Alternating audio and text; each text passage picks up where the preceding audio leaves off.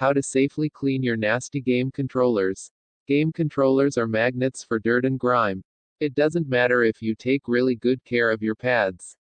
They'll eventually need a deep clean to remove skin, debris, and bacteria. Here's how to do it without damaging your hardware. Before you start cleaning your controllers, it's good to check the following problem areas where grime is most likely to have built up. In order to clean your controller thoroughly without disassembling it, you'll need the following items. You should always use water or rubbing alcohol to clean your controllers. Most gamepads have a nice grippy finish on them, and harsh cleaners, like bleach, could ruin the look and feel of the plastic. It's also a good idea to avoid compressed air, as the force of the air can damage components inside the controller. We purchased this DualShock 4 controller from a thrift store. The tips we outline here removed the gunk and made it shine. First, clean the controller with a soft, damp, lint-free cloth. Use a bit of water to start, and avoid any and all abrasive cleaners. Wipe the controller all over and remove any obvious grease or grime. Work the damp cloth into any nooks and crannies that aren't normally accessible. Xbox One and PlayStation 4 owners will want to pay close attention to the wells from which the analog sticks protrude. It's easy for grime to build up in these tight corners. Now, turn your attention to the analog sticks. Be careful, though, the sticks are coated with a soft rubber that's prone to wearing away, particularly on Sony's original DualShock 4 controllers. Get underneath the analog sticks and remove any dust and dirt that has accumulated. You can also hold a direction and rotate the stick while you wipe the ball underneath. This won't fix a sticky analog stick, but it might prevent such problems from occurring in the future. Isopropyl alcohol is a relatively safe cleaning agent. It helps break down grime that can be easily dislodged, making it an effective cleaning solution that evaporates when you're finished.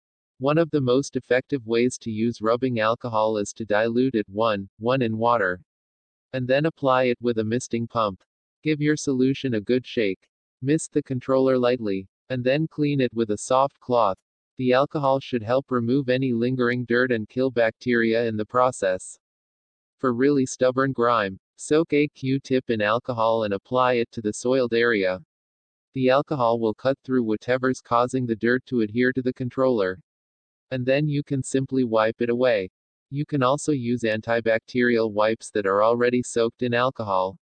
Since there are so many uses for isopropyl alcohol, it's a good idea to always have some around. Now, let's take a look at the seam that runs right around the edge of the controller, where the front and back snap in place. This tiny gap attracts all sorts of grime and bacteria, but it's not impossible to clean. Fold a piece of paper a few times, until it's sturdy but still thin. Run the edge of the paper through the gap. As you do so, you should see the dirt accumulate on the edge of the paper. Wipe it away and repeat until the controller looks clean. You can also use a thin wooden toothpick to clean this area.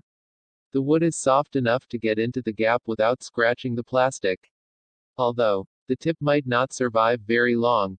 Avoid using metal objects, like paper clips or knives, as these could easily scratch the controller. You could also hurt yourself if your grip slips. You can also apply the rubbing alcohol directly with a Q-tip before you clean the seam with the toothpick. In fact, you can do this for any of the fine edges on the controller, including around the touchpad button on the DualShock 4 if you use one.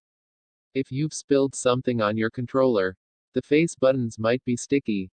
They might feel mushy and not depress properly, or they might be stuck entirely. While you can open up the controller to attempt to fix, there are a few other things you can try first. Before you attempt to clean these areas, make sure the controller is off and disconnect any removable batteries if you can. Take care not to turn on your controller while attempting this fix. Soak a Q-tip in alcohol and drop a small amount of it around the edge of the affected buttons.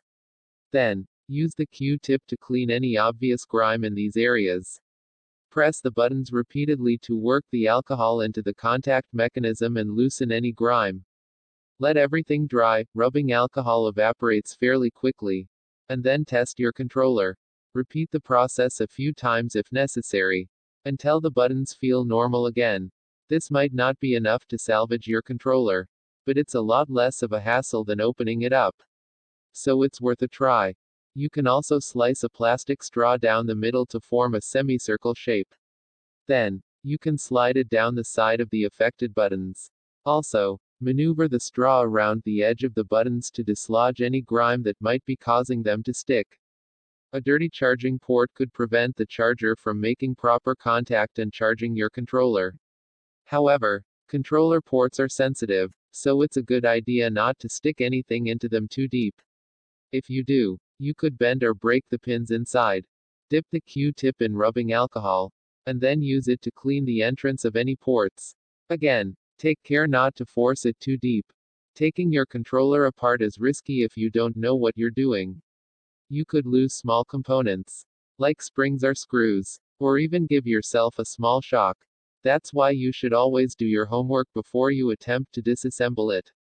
After you disassemble your controller and disconnect the battery, you can clean the affected areas with either alcohol or soap and water. Let everything dry completely before you attempt to reassemble it. iFixit has a hub dedicated to Sony's original and revised DualShock 4 controllers. First, follow the guide and disassemble the controller into 3 sections. iFixit has also covered most Xbox One controllers, including several revisions of the basic wireless and Elite, which was classed as a whole separate peripheral. There's also an iFixit hub dedicated to Nintendo's removable Joy-Con controllers. You can learn how to replace the joystick, switch out the battery, or get some pointers on sync issues. 2. There's a detailed guide to tear down an Xbox 360 wireless controller to clean it on iFixit. Head to the Wireless Controller Hub to see guides on replacing face buttons or analog stick covers. Sony's PlayStation 3 era controllers are also covered on iFixit. You can replace the battery, the motherboard, or even fix the charging port if you need to. Ideally, you want to prevent your controllers from becoming a health hazard in the first place. Here are some things you can do. Unfortunately, accidents do happen. If you spill something on your controller and it affects the button actuation, follow one of the videos or iFixit guides we included above. It's worth an attempt before you shell out the cash for a new controller. Text source, howtogeek.com.